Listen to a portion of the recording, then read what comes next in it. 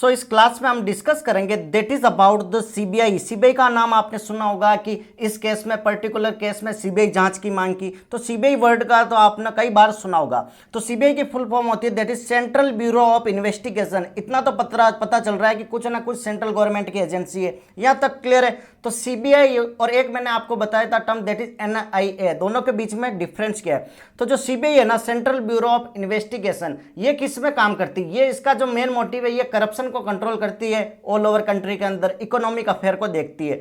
लेकिन जो मैंने आपको बताया था second term NIA that is national investigation agency, तो एनआईए क्या करती है? वो काम करती है दैट इज एंटी टेररिज्म से रिलेटेड। जितनी भी टेररिज्म एक्टिविटी होगी वो सारे केस एनआईए के पास जाएंगे। क्लियर है?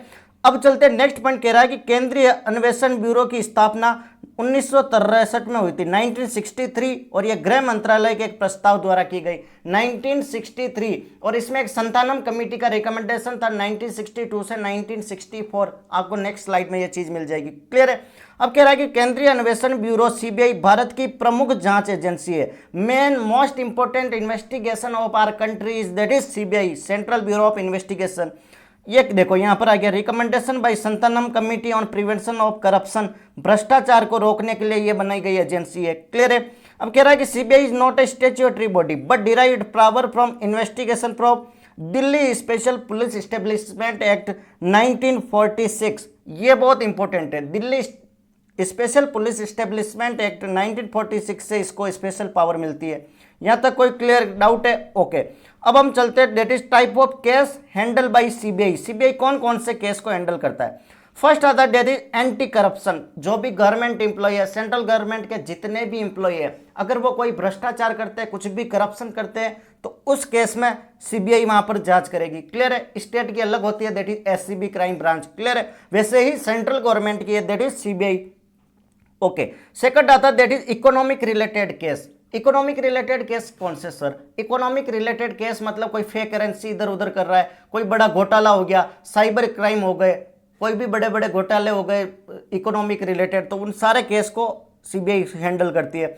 थर्ड आता है that is special crime. Special crime समझ जाओ, कुछ भी, कोई बड़े बड़े नामी गुंडे हो गए, नामी गुंडे हो गए जिनका क्राइम बहुत बड़ा है, बड़े बड़े ऑफेंस हो गए, तो उनकी इंक्वायरी भी सीबीआई करती है। ठीक है? जो मोस्ट वांटेड जो होते हैं ना क्रिमिनल केस, वो सारे ये सीबीआई देखती है।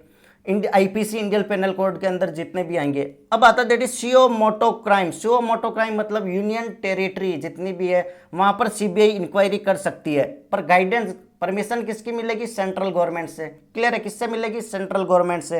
वो परमिशन देगी तभी वो यूनियन टेरिटरी के अंदर इंक्वायरी कर सकती है। लेकिन सेकंड पॉइंट याद रखना कि जब भी स्टेट की बात करें, जब हम बात करें स्टेट के अंदर, तो स्टेट के अंदर डायरेक्ट सीबीआई इंक्वायरी नहीं कर सकती है, स्टेट से प्रॉपर असेंट लेना पड़ेगा। तो कई बार होता है ना, राजस्थान में जैसे सीबीआई इंक्वायरी के लिए आ रही है तो गहलोत जी परमिशन ही नहीं देते थे कि नहीं सीबीआई को नहीं आने देंगे, तो जब तक एसेंट नहीं मिलता तब तक सीबीआई स्टेट के अंदर इंक्वायरी नहीं कर सकती है।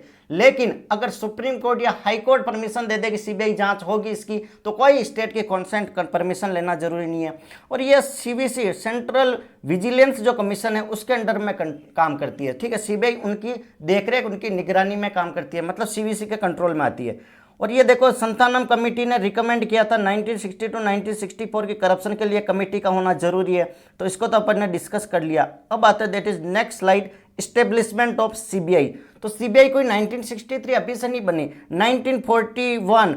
आपको पता होगा कि जब वर्ल्ड वार सेकंड चल रहा था, द्वितीय विश्व युद्ध चल रहा था, तो उस टाइम क्या हुए थे कि मिसाइल वगैरह जितने भी अपने कहते हैं ना वेपन वगैरह मिल रहे थे। ठीक है? तो वेपन वगैरह में कोई भी गड़बड़ी ना कर दे, कोई भी घोटाला नहीं कर दे, तो उस टाइम इन्होंने स्पेशल पुलिस एस्टेब्लिशमेंट एक्ट बनाया था। ठीक है? स्पेशल पुलिस बनाई थी जो क्या करेगी? करप्शन रिलेटेड चीज़ों पर कंट्रोलिंग करेगी।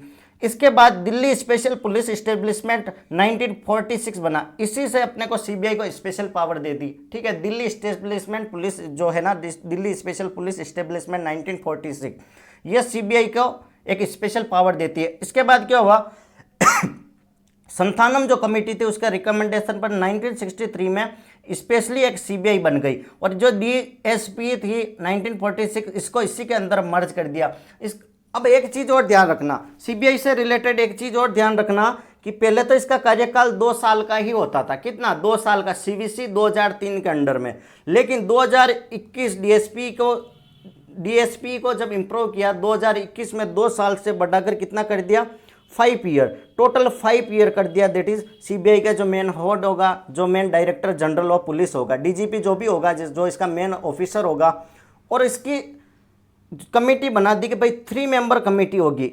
मतलब जो सीबीआई का मेन हेड को जो डिसाइड करेंगे भाई कौन बनेगा, इसके लिए 3 मेंबर कमेटी होगी। तो फर्स्ट तो होंगे दैट इज प्राइम मिनिस्टर होंगे, ठीक है। सेकंड होगा दैट इज चीफ जस्टिस या कोई भी जज होंगे that is of supreme court. Third इन्होंने कहा, थर्ड कौन होंगे कि जो लार्जेस्ट अपोजिशन पार्टी होगी, जो अपोजिशन होगा उसका जो हेड करेंगे, जो लीड करेंगे, उसके जो अध्यक्ष होंगे वो। 3 मेंबर कमेटी में प्राइम मिनिस्टर, अपोजिशन पार्टी का जो मेन हेड होगा वो, थर्ड होंगे that is CJI, chief justice of India, या फिर कोई भी सुप्रीम कोर्ट का जज इसमें पार्टिसिपेट करेगा, that is for CBI. Clear है? Thank you so much. Channel पर नए हो तो लाइक शेयर सब्सक्राइब जरूर करें।